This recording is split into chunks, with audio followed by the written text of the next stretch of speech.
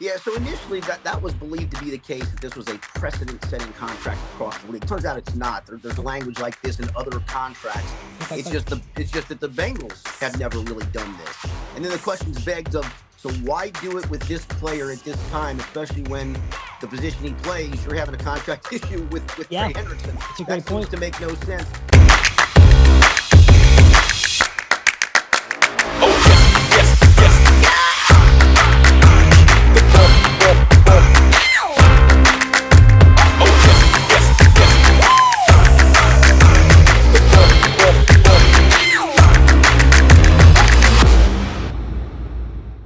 Welcome back to the Sportsnet interview. I am Evan Grote, and today we are joined by Richard Skinner, who covers the Cincinnati Bengals for Local 12 News in Cincinnati.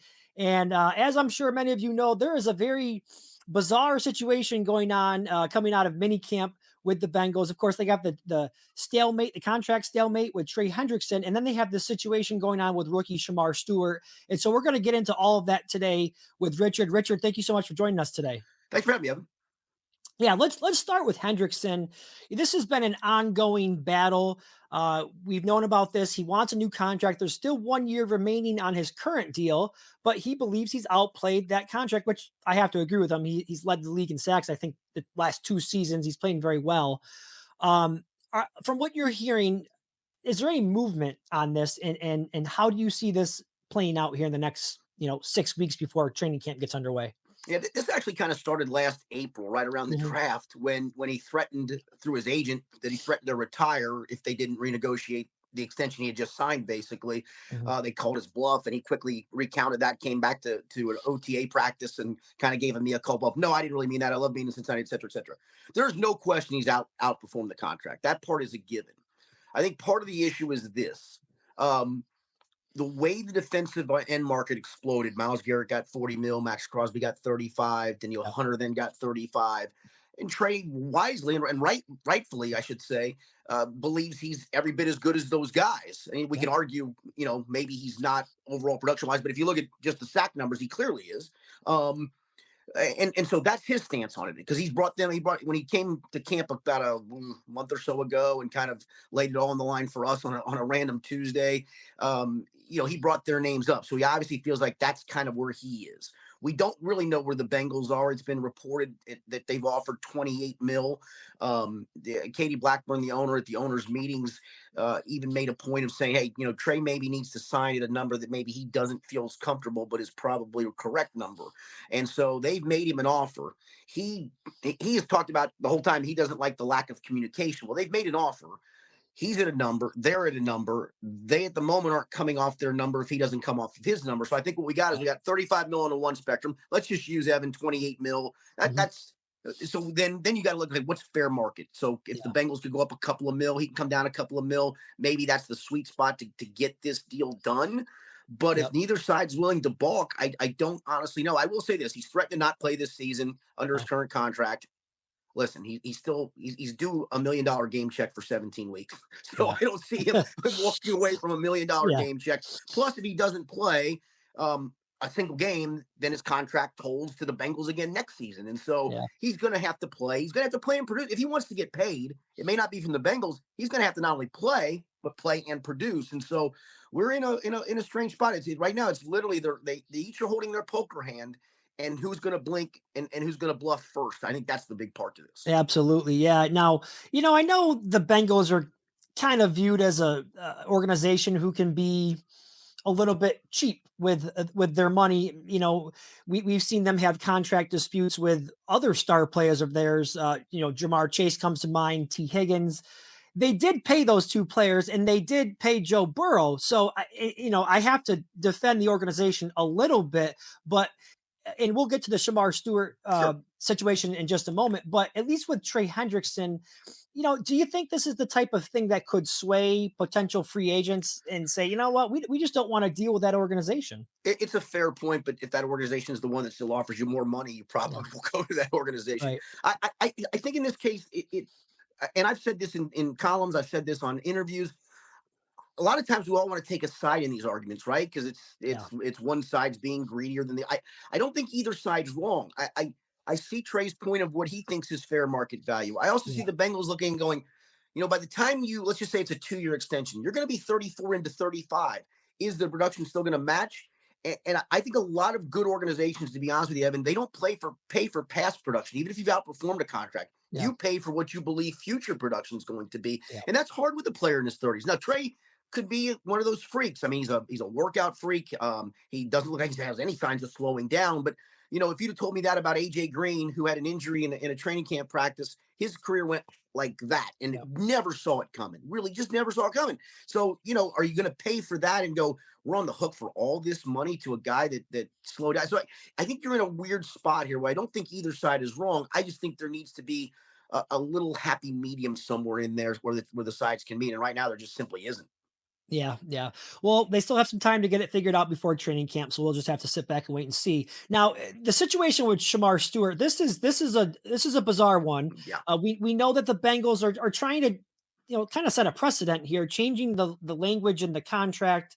And I think, again, taking a position, I think Stewart's got a point in this one. We just haven't seen this type of thing happen that often, as far as I know. But apparently things took a turn for the worse. We know the comments that Stewart made in the media this past week. What can you tell us about? I've heard people suggest that, he could sit this entire year out and re-enter the draft next year. I don't know if we'll see that type of thing happen, but what can you tell us about the current situation and when you expect something to be resolved? Yeah, so initially that was believed to be the case, that this was a precedent-setting contract across the league. Turns out it's not. There's Okay. language like this in other contracts. Okay. It's Good. just that the Bengals have never really done this. And then the question's begged of, so why do it with this player at this time, especially when the position he plays, you're having a contract issue with Trey Yeah, Hendrickson. it's a That great seems point. to make no sense. I do think this will get bargained out. Perhaps the language, and nobody knows what the official language is, but it's been intimated that it's language. Let's just say if he screws up off the field and has some issue, that they can void some future guaranteed monies. Mhm. The thing that we all know with the rookie contracts is it's a slotting process, Yeah. right? We know exactly what he's going to make, $18.9-ish million. That's not for the Bengals to negotiate. That's not for Shamar to negotiate. That's the money that's there. It's always fully guaranteed. The Bengals are just trying to give themselves a little bit of wiggle room to get out from under. That being said, if you're Shamar Stewart and this has not been done in Bengals history, and you don't like it, again, it's okay if the Bengals want to try this and say, hey, we're setting a precedent here, but let's see. And if the kid balks, all right, let's negotiate a way around this. Could you give him more money in a signing bonus as opposed to the guaranteed monies in years 2, 3, and 4? Would that appease him? And it doesn't seem like either side is willing now to back off where they're at. I heard, we've heard they were close.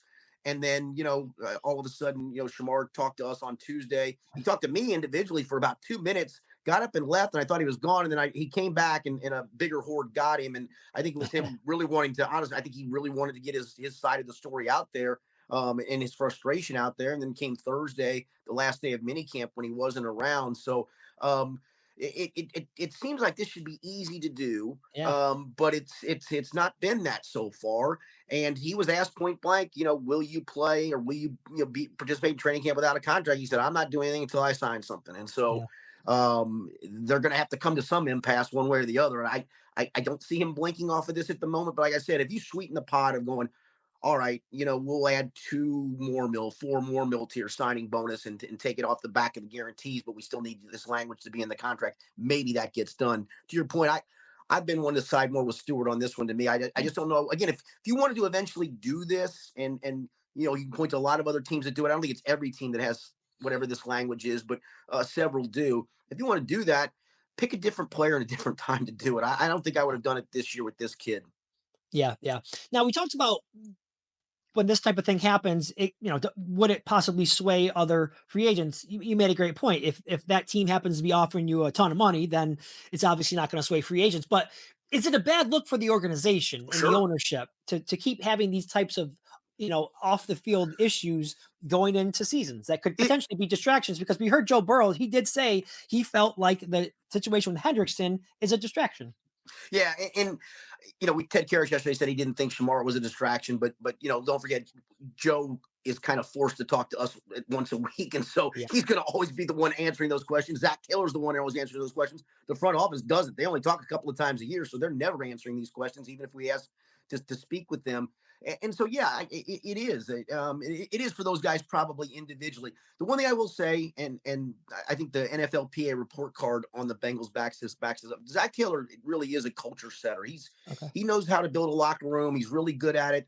Players really like him as a coach. He gets a grade of A most every time we've seen this NFLPA report card. So I think some of that is I think players can gravitate towards that culture. But yeah, I mean, to that point, it's the one thing too as well. I think you kind of alluded to this. The Bengals management doesn't get benefit of the doubt because it feels like it is always them in the middle of these Yeah. things. You know, the Jamar Chase when you mentioned the T Higgins situation. It just feel and they're not. I mean, obviously the Steelers are dealing with TJ Watt at the moment, right? Yep. He Yep. didn't come to mini camp, but it feels like it's them more times than not, and because of that, they don't get benefit of the doubt. Yeah, no, absolutely. You're right. It does happen with all teams, but it seems like it's them more than not. Last one I have for you here, just kind of an overall outlook. I know we're very early on. We just finished up mini camp, but the outlook for the season for the Bengals, we know that it's a big season for them. They had a taste of some success going to the Super Bowl, AFC Championship games last year. Got off to that slow start. I know Burrow's had some health concerns, in recent years, but what are you thinking for this team this year? Tough division. They got to get going early on. Yeah, the guard position's a big one. They drafted a rookie, Dylan Fairchild, in the third round, and they're trying to let him win that left guard spot. It's still a competition. They signed free agent Lucas Patrick, and he's getting first crack at right guard with Cody Ford. So those positions aren't settled, and protecting Joe Burrow is kind of a Yeah, big deal. But kind of. I think Burrow getting his guys under contract, T Higgins, Jamar Chase. Listen, those guys were nothing but pros last year, even though they had contract issues. So I don't want to say that was an issue, but Jamar holding in, he wasn't quite ready to play in the opener against New England. They didn't even know if he was going to play until they went to the inactive list 90 minutes before kickoff. And so the game plan probably changed a ton, and they didn't have time to put Jamar stuff in. So they're trying to do some things as well in training camp this year. They've changed the practice time from afternoon to morning. They're not going to have joint practices this year. They've got a pretty big gap between their opener, which is August 7th, the preseason opener, and the next game, August 18th. And Zach Taylor said yesterday, that we get a chance to get 6 fully padded practices in with ourselves to see what we need to improve on, as opposed to preparing to go up against another team. He said we won't do this every year because I think he likes the joint practices. They're going to play starters in the preseason more. Joe Burrow, I think if I remember right, he's taken 3 preseason snaps, and it was a year he was coming back from the knee injury. They just wanted to get him a feel for it. It almost ended in a disaster. I think he fumbled a handoff, then tried to throw a screen pass in which the ball got loose around him. It's like, oh my gosh, they're going to kill his knee. And this was what they were trying to prevent. So I do think that I think Joe wants that. Joe's talked about wanting to play in the preseason. I think that's part of the reason they're going to let the starters play. But it's going to be a great offensive team again. I don't see any reason why it shouldn't, even if the guards position's unsettled. The big part is, what can new defensive coordinator Al Golden do with the defense? I mean, they didn't add a lot to it. At the moment, they've subtracted from it with Trey Hendrickson not being around. Jermaine Pratt, a longtime veteran starter at Yeah. linebacker, was released, and they've got a rookie there, Demetrius Knight, playing. Yeah. Their safeties weren't very good last year. Geno Stone and Jordan Battle both ranked 136 of 171 safeties from Pro Football Focus. And behind them, the 2 backups have played all of 11 defensive snaps in the NFL. Might they add a safety to that group? So Golden's optimistic. I mean, the way he made it sound the other day, I kept thinking, look, did you inherit a 27th ranked defense? It's the way he was talking. Seemed like every guy at every level was the greatest player ever. So I think it's a playoff caliber team. But yeah, to the point of some of these things, if the distractions lead to the slow start or whatever, you Yeah. get off to another slow start. Yep. They have a gauntlet of the schedule in December where they play at Baltimore on a Thursday night, at Buffalo the following Sunday, and then they host Baltimore. I mean, that's a 3-game span against arguably, if you want to put the top 4 teams in the AFC, they're two of the top 4 teams. So that you can't afford to get off to a slow start. That's for sure. That's for sure is right. And it'll all get here pretty soon. A few weeks, training camp will be here before we know it. And I know you'll be all over it. Richard Skinner, everyone, Bengals beat writer for Local 12 News in Cincinnati. Richard, we thank you so much for your time and all of your great insight today. Thanks for having me.